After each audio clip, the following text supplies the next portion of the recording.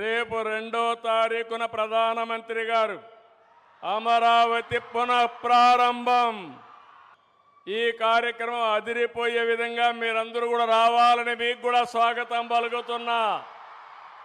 ఆ రోజు హైదరాబాద్లో నేను హైటెక్ సిటీ గురించి మాట్లాడి హైటెక్ సిటీ కట్టాం.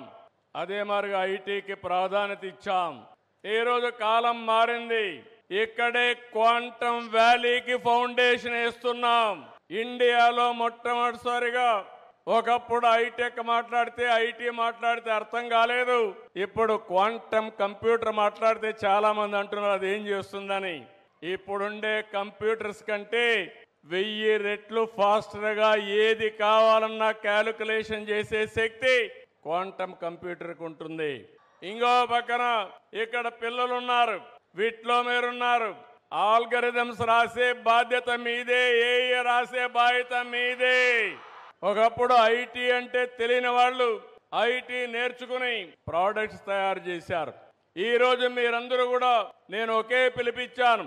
ప్రతి ఒక్క ఇంటికి ఒక ఏఐ యూస్ కేస్ అన్న తయారు చేయాలి, లేకపోతే ఏఐనా వాడాలని. ప్రతి ఒక్క ఇంటిలో ఒక ఆంట్రప్రెన్యూర్ తయారు కావాలి. ఒకప్పుడు మీరందరూ ఉద్యోగాలు అడిగేవాళ్ళు.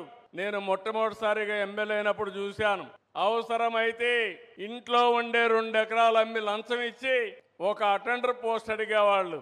ఇప్పుడు ఎవ్వరు కూడా కలెక్టర్ పోస్ట్ వచ్చినా కలెక్టర్ కంటే ఐటీ బెటర్ అని అందరూ కూడా ఐటీ చేసి గ్లోబల్ సిటిజన్స్ అయ్యే పరిస్థితికి వస్తున్నారంటే అది తెలుగువాడి సత్తా అని మరొకసారి తెలియజేస్తున్నా.